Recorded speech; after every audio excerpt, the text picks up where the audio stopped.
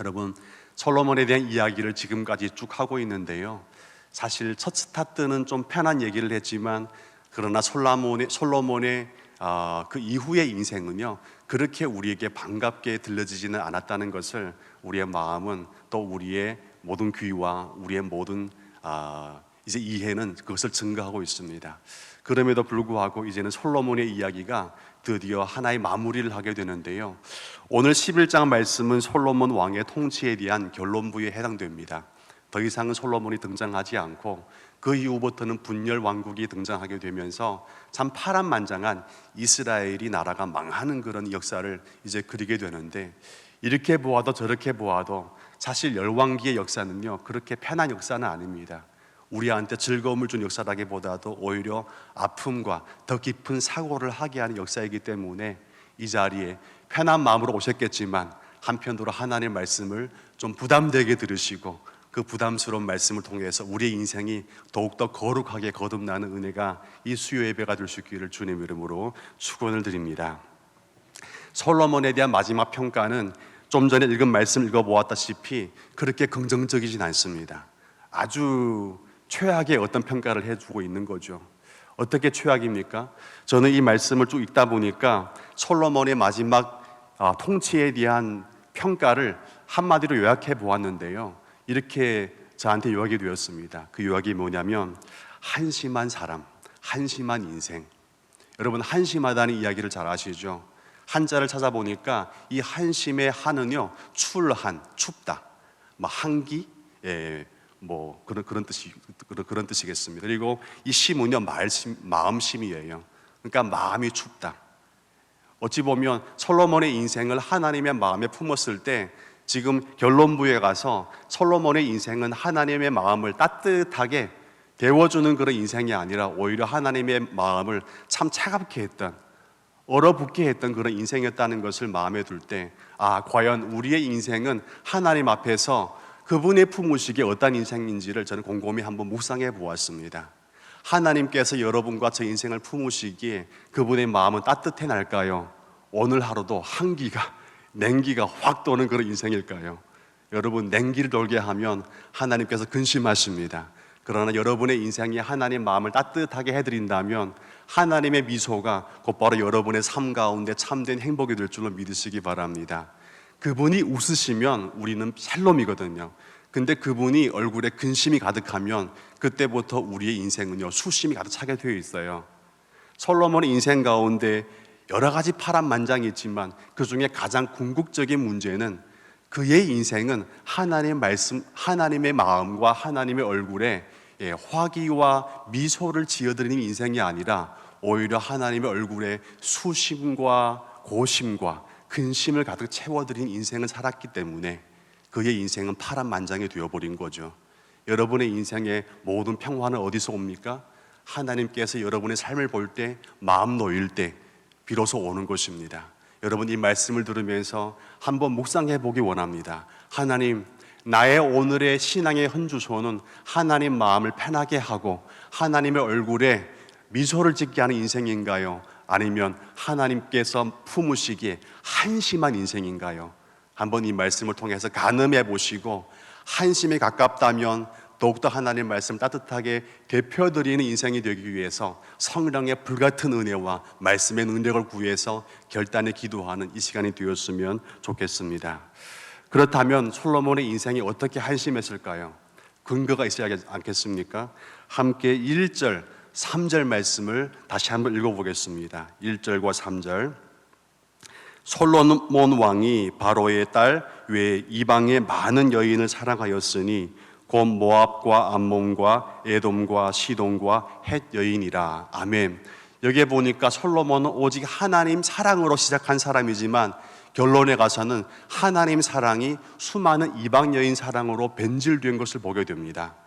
원로 목사님께서 늘 하시는 말씀 있지 않습니까? 성령의 은혜 안에서, 말씀의 은혜 안에서 변화되지 않으면 반드시 세상의 죄악 가운데 변질되게 되어 있습니다. 여러분, 어떤 사람입니까? 말씀의 은혜로 변화받는 사람이지 세상 영향을 받아서 변질받는 사람이 아니라는 것이죠. 솔로몬의 인생은 변화의 인생이 아니라 결론부에 가서는 변질된 인생으로 하나님에 의해서 평가되고 있다는 것은 참 마음이 아프게 하는 그런 역사입니다. 3절 말씀 읽어보겠습니다. 3절 말씀. 왕은 후궁이 700명이요 첩이 300명이라 그의 여인들이 왕의 마음을 돌아서게 하였더라. 이 말씀 읽었을 때 아멘도 나오지 않습니다. 제가 보니까 다 하지 않습니다. 한 분이 없는 것 같아요. 얼마나 한심했으면 우리 입술에서 하나님의 말씀을 읽으면서도 아멘이 나오지 않겠습니까? 여러분, 아멘의 인생이 되십시오. 그러나 하나님께 보기에 팬해야 아멘의 인생이 되는 거지, 하나님의 눈에 보기에 불편한 인생이 된다면 우리는 아멘으로 화답할 수가 없는 것이죠. 우리 본문 보니까 솔로몬은요 후궁이 700명이요 첩이 300명이라 이렇게 되어 있습니다. 한심하죠. 근데 너무나 우리의 잣대로 재지 마십시오. 여기 본문에 보면 솔로몬은 실질적인 범죄자였지만, 한심한 인생이었지만 과연 여러분과 저는 더 나은가요? 예수 안에서 오직 예수의 은혜 안에 만족해야 되는데, 과연 여러분과 저의 한 주간의 삶은 예수의 은혜 안에서 그분만 사랑하고 오직 주의 사랑으로 충분했던가요? 저를 보니까 그렇지 않은 것 같아요. 예수 사랑 주일 예배 왔을 때는요 그 사랑으로 가득 넘치지만, 예배 자리만 떠나고 삶의 현실에 딱 들어가는 그 순간 예수보다도 더 좋은 게 너무나 많은 겁니다. 그때부터 우리의 마음은요 오직 예수로부터 수만 갈래로 갈라지기 시작하는 겁니다. 여러분, 솔로몬이 다른 존재가 아니라 바로 여러분과 저의 삶의 현실이 솔로몬의 현실이거든요. 과연 우리의 마음은 일편단심 하나님을 향해서 오늘도 집중하고 내일도 집중할 수 있으며 주일 예배 올 때까지 오직 하나님 중심으로 살아갈 수 있는가요? 아니면 주님 앞에 거룩한 장소에 왔을 때는 좀 가다듬다가 딱 이 자리에 어떤 제한이 벗어나는 순간 바로 풀려버리는 그런 인생이 아닌가 한번 묵상해 볼 때, 그 누구도 자유롭지 못하다. 이 자리에 있는 저나 여러분도 사실은 솔로몬을 평가하고 그의 모든 잘못에 대해서 신랄하게 판단할 자유는 없습니다. 왜 그럴까요? 성정이 똑같은 죄인이기 때문에 그렇습니다. 솔로몬은 대놓고 했지만 여러분과 저는 대놓고 하진 않지만 적어도 하나님의 은혜 앞에 우리의 마음은 집중력이 부족하다는 것이죠. 오늘 본문 보니까 오직 하나님께 집중해야 될 이 거룩한 사람, 하나님의 사람이 집중하지 못하고 나중에는 그 마음이 수만 갈래로 찢어져서 흩어져서 하나님이 아니라 세상을 담아내기에 급급했던 그런 인생으로 지금 결론부를 찍고 있다는 것입니다. 그래서 저는 솔로몬의 인생을 바라볼 때 거룩하게 탁월하게 시작했지만 마무리는 한심하게 마무리했다, 그렇게 결론을 지을 수밖에 없는 것 같습니다. 여러분, 솔로몬보다 한심한 사람이 어디 있겠습니까? 그러나 한심한 사람은 솔로몬뿐만 아니라 나도 그 중에 하나다. 솔로몬은 거울이라면 거울 속에 비춰지는 그 존재는 솔로몬이라기보다도 나의 존재다. 나의 영적인 상태를 한번 가늠해 보시고 이 시간 아픈 마음으로 이 현실을 받아들여서, 여러분 거울 볼 때 머리가 이렇게 막 폭탄머리가 되었어요. 그러면 그대로 방치하고 외출하는 분이 계십니까? 대단한 자존감입니다. 어찌됐든 괜찮아.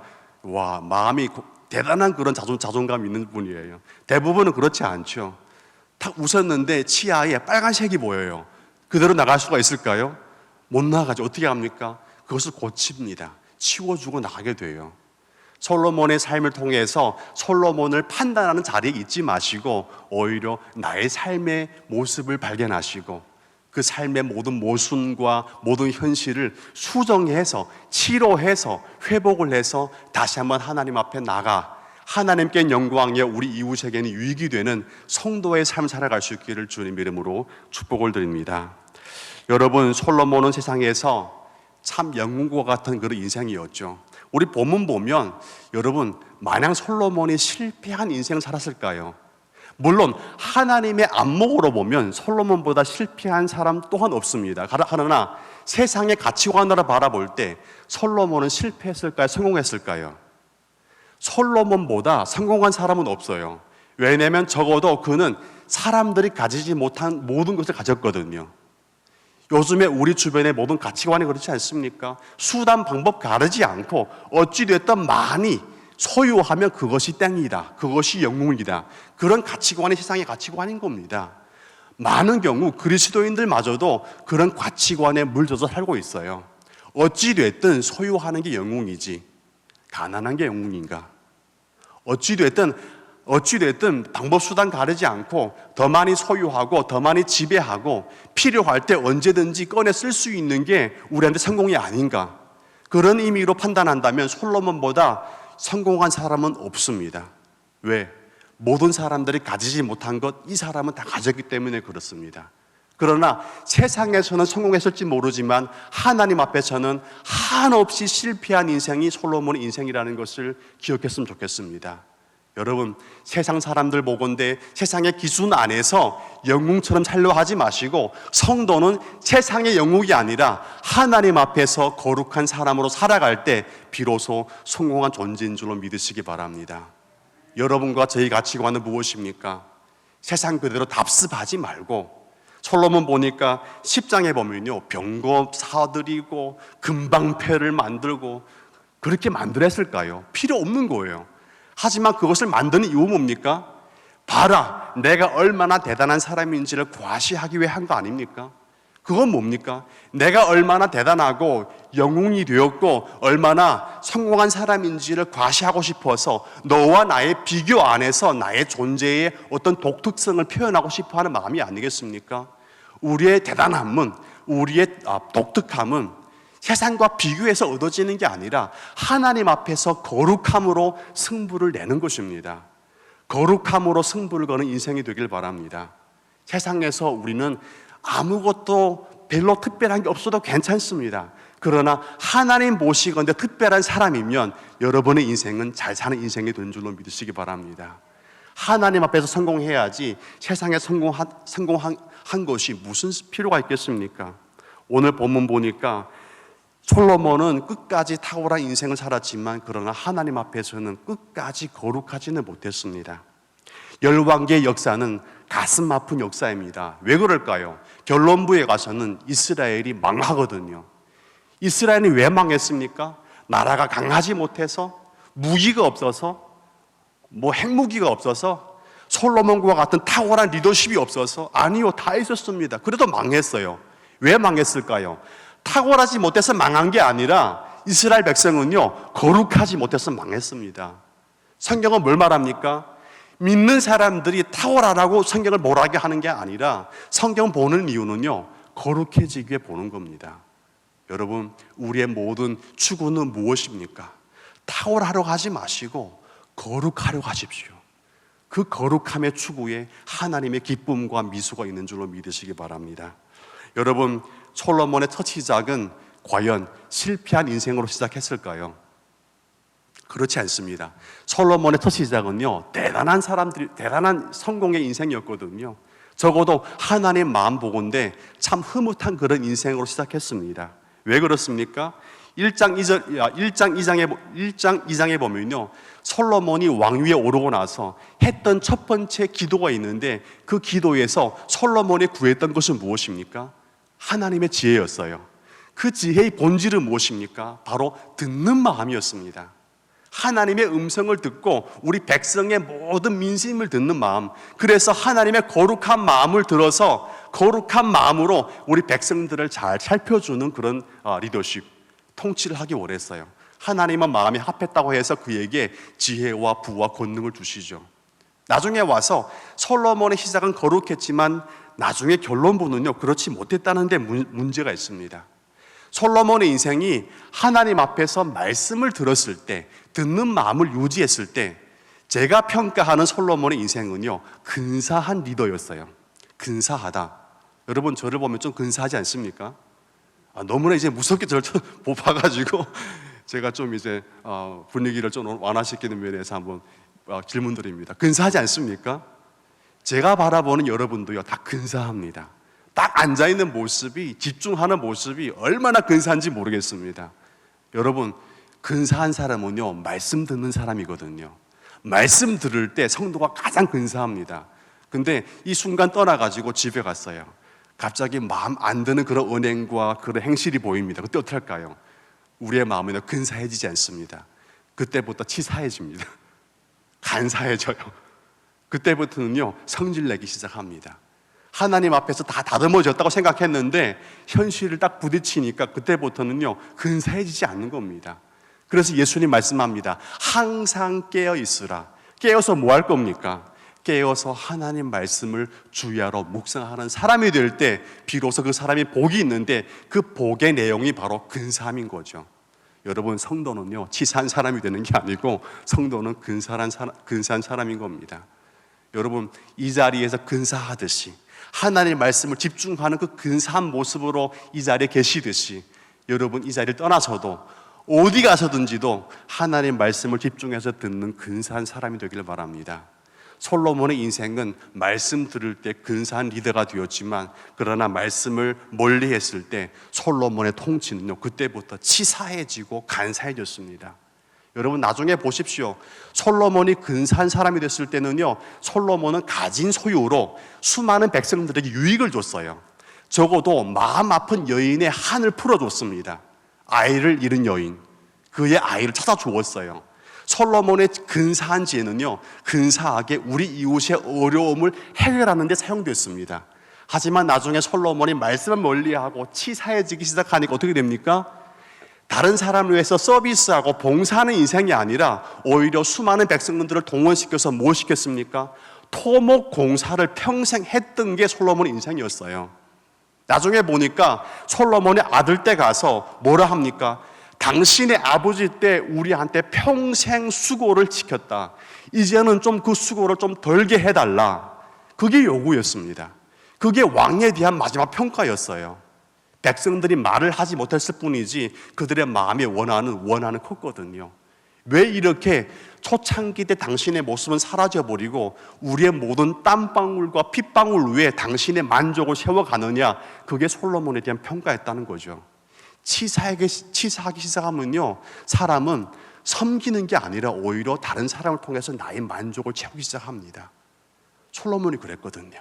은과 금을 모아서 나누어 줬던 게 아니라 오히려 곳간에 가두어두고 금방패를 만들어서 이방 국가들의 대신들이 올 때 내가 얼마나 다치한 사람인지를 과시했던 사람이 바로 솔로몬이었습니다. 여러분, 성도는요, 예수님께서 말씀하기를 섬기는 사람이라고 말씀했습니다. 근사한 사람들을 섬기는 거지 치사한 사람을 섬기는 게 아니거든요. 여러분의 삶의 현실은 어디까지 와 있습니까? 근사하십니까? 다 너무 묵직하십니다. 아무리 생각해도 나는 근사하지 못해. 너무나 치사해. 여러분, 그렇다면 회개하시고 이 시간 기도하십시오. 주님, 치사하게 흩트는 인생이 아니라 오히려 모으는 인생으로 살았다면 이 시간 기도합니다. 회개합니다. 근사해지기 원합니다. 예수님의 삶이 나의 삶을 위해서 십자가 위에 나누었듯이 우리의 모든 만범사도 하나님의 은혜 안에서 나누는 삶으로 근사해지게 하여 주옵소서. 여러분, 멋지지 않습니까?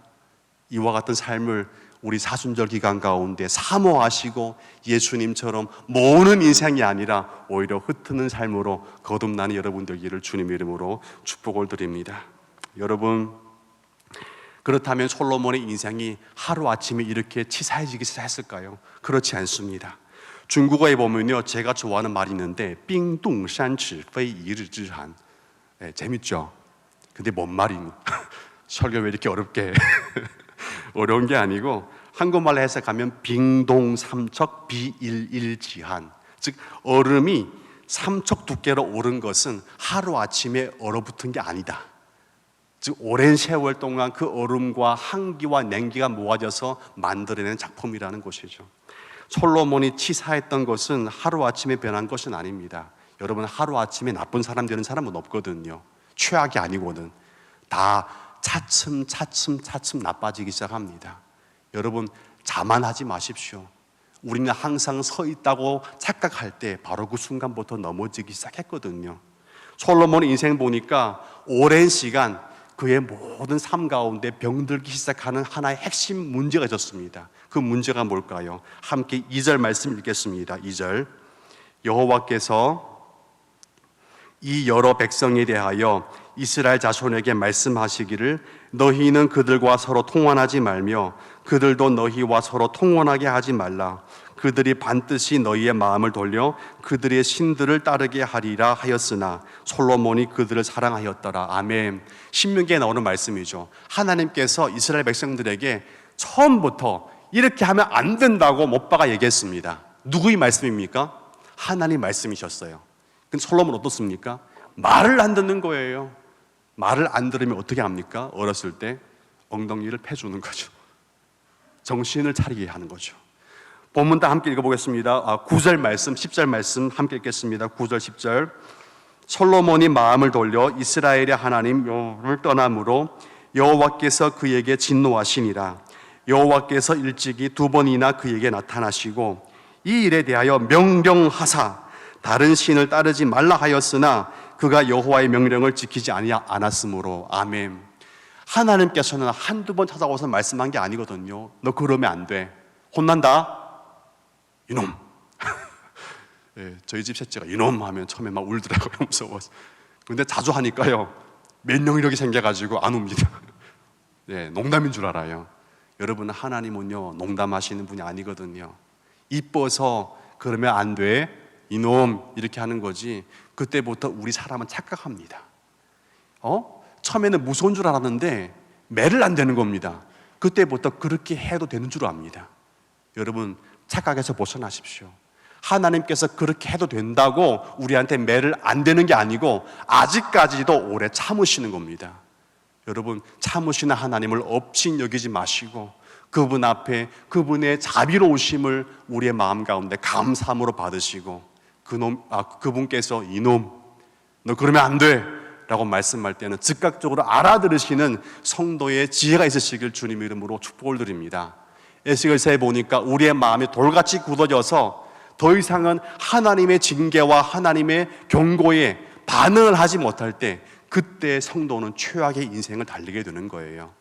솔로몬 보니까 어떻습니까? 하나님께서 너 그러면 안 된다, 그렇게 하지 말라고 했잖니, 이놈. 그때 솔로몬은 농담이죠. 에이. 그때부터 솔로몬은 병들기 시작했고 어느 순간 강한 매가 솔로몬을 기다리고 있다는 것을 그는 몰랐던 것이죠.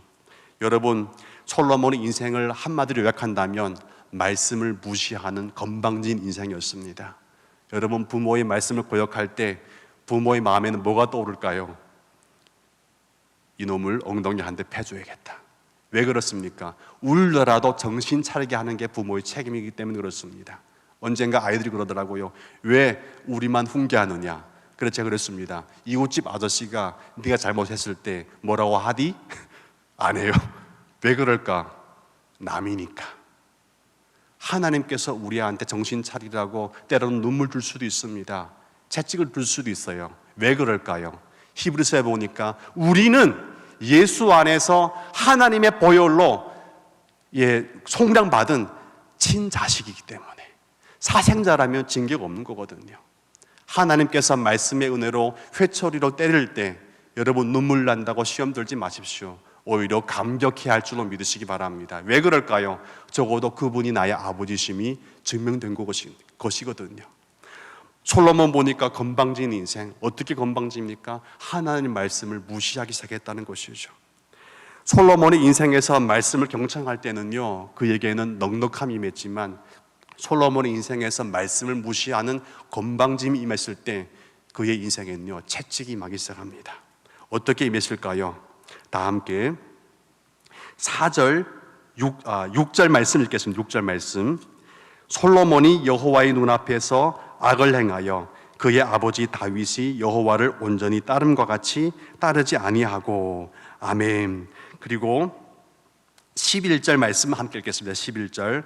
여호와께서 솔로몬에게 말씀하시되 내게 이러한 일이 있었고 또 내가 내 언약과 내가 내게 명령한 법도를 지키지 아니하였으니 내가 반드시 이 나라를 내게서 빼앗아 내 신하에게 주리라.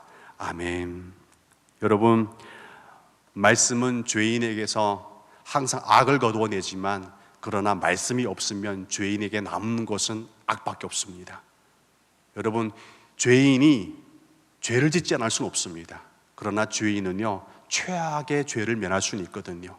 본문 보니까 솔로몬이 다윗과 같지 않다고 말씀했습니다. 여러분, 다윗은 죄를 짓지 않았습니까? 다윗만큼 죄를 진 사람도 없어요. 다윗은 살인죄도 지었고요, 간음죄도 지었습니다. 수많은 죄를 다 지었어요. 그럼에도 불구하고 다윗은 최악의 죄는 면했습니다. 그것이 뭘까요? 다윗은 많은 죄를 지었지만 다윗은 적어도 다른 신에게는 절을 하지 않았습니다. 우상 숭배만큼은 철저히 가두어 두었다는 것이죠. 그러나 솔로몬은 어땠습니까? 그 죄에 대해서 무제한의 자유를 누렸던 사람이 바로 솔로몬이었던 것이죠. 그때부터 하나님께서 말씀합니다. 너에게서 이 나라를 빼앗아 너의 신하에게 주리라, 이렇게 말씀합니다. 여러분, 다 함께 14절 말씀 읽겠습니다. 14절 말씀. 여호와께서 에돔 사람 하닷을 일으켜 솔로몬의 대적이 되게 하시니 그는 왕의 자손으로서 에돔에 거하였더라고 되어 있습니다. 여러분, 하나님의 영광이 떠나버렸습니다. 죄악이 임하면 하나님의 영광은 함께 하지 못하지만, 그러나 죄악이 해결되면 그 자리에 하나님의 영광이 임재하는 것이죠. 죄악이 떠났을 때 그때부터 하나님의 징계가 임하기 시작합니다. 그 징계는 무엇입니까? 14절 보니까 하닷이라는 에돔 왕, 속이 에돔의 리더가, 에돔의 통치자가 그동안은 잠잠히 있다가 갑자기 일어나서 솔로몬에게 싸움을 걸기 시작합니다. 근데 우리 본문에 보면 대적자라고 나오는데요, 이 대적이라는 히브리어 원어가 우리말로는 대적으로 되어 있지만 히브리 원어는 사탄입니다. 사탄이 일어나서 이렇게 되어 있습니다. 그때부터 솔로몬에게 누가 와서 대적합니까? 사탄이 와서 대적하기 시작하는 겁니다.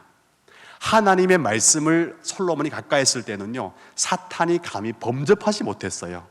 이방 대적자들이 감히 건드리지 못했습니다. 근데 솔로몬의 삶 가운데 하나님의 영광이 딱 떠나니까 그때부터 누가 와서 덤벼듭니까? 대적자, 사탄이 와서 건들기 시작하는 겁니다.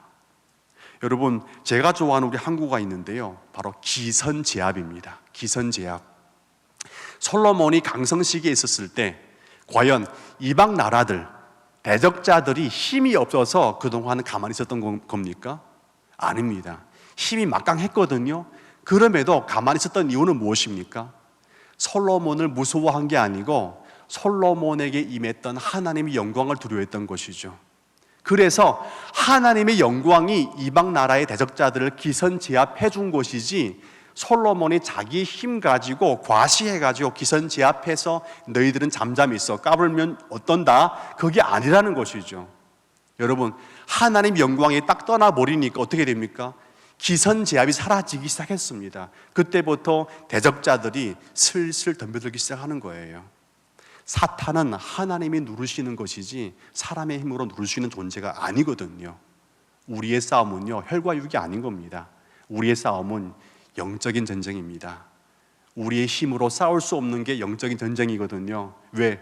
우리는 한계 있기 때문에 그렇습니다. 그러나 하나님의 사람은 하나님의 방법으로 기선제압할 수 있는데, 그것이 무엇입니까? 하나님 말씀이 우리에게 충만하면 하나님의 영광의 충만이 임재할 것이고, 그 영광의 충만함이 곧바로 사탄의 기선제압을 하는 가장 강력한 방법이고 가장 강력한 무기라는 것을 기억하시고, 항상 주님의 영광이 부족한 것을 두려워하시길 주님의 이름으로 축복을 드립니다. 여러분, 항상 우리는 세상의 영광이 부족한 것을 두려워합니다. 그러나 세상 영광 없다고 죽지 않습니다. 그러나 하나님의 사람은 하나님의 영광이 부족하면 그때 죽기 시작합니다. 왜 그렇습니까? 사탄이 가만 놔두지 않거든요. 우리가 아직까지도 편안하고 안전한 이유는 무엇인지 아십니까?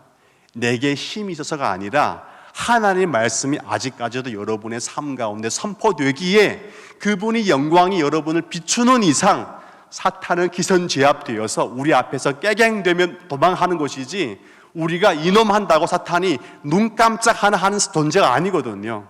사도 바울 보니까 수많은 사람들이 바울이 예수의 이름으로 막 귀신 쫓고 하니까 장사가 되는 겁니다. 그때부터 어떻게 합니까? 나도 한번 해보리라 해가지고 귀신 들린 아이가 왔는데, 사도 바울처럼 예수님 이름으로 했는데 그 귀신 들린 아이가 어떡합니까?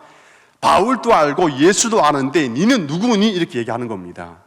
여러분, 사탄이 우습게 보면 안 되는 거예요. 사탄은 내 힘으로 제압할 수 있는 존재가 아니라 거룩한 예수를 예배하는 진실한 예배자, 그 예배자를 통해서 하나님은 사탄의 기선제압을 제압해 버리는 것입니다.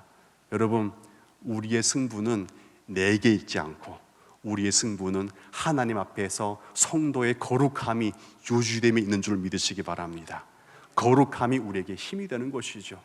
성도가 거룩함을 잃어버리면 파워는 상실되지만 성도가 거룩함이 유지되면 그 파워는 하나님으로부터 무궁무진하게 공급되는 줄로 믿으시기 바랍니다. 그래서 오늘도 예수의 십자가 바라보지 않고는 견딜 수 없고 바로 설 수 없는 연약한 존재, 연약하지만 예수를 바라볼 때 강한 존재, 바로 그것이 성도라는 것이죠. 내가 힘이 있는 게 아니라 나와 함께 하시는 강력한 예수님이 은혜로운 것이죠. 여러분, 그 예수 안에서 항상 머무는 존재가 되기를 바라고, 첫 시작이 거룩하게 탁월하게 시작되었다면 마무리까지 예수 안에서 아름다운 마무리를 짓는 여러분 다 되시길 주님의 이름으로 축복을 드립니다. 영두삼위가 되지 마시고 예수 안에서 거룩하게, 또 예수 안에서 거룩한 과정으로, 또 예수 안에서 거룩한 인생의 마무리로 하나님 앞에 올려드리는, 하나님 앞에 적어도 이 사람의 인생을 봤을 때 이 사람은 참 내 마음에 아픈 사람이다, 나를 웃음 짓게 해, 그와 같은 평가를 받는 여러분 되시기를 주님의 이름으로 축복을 드립니다.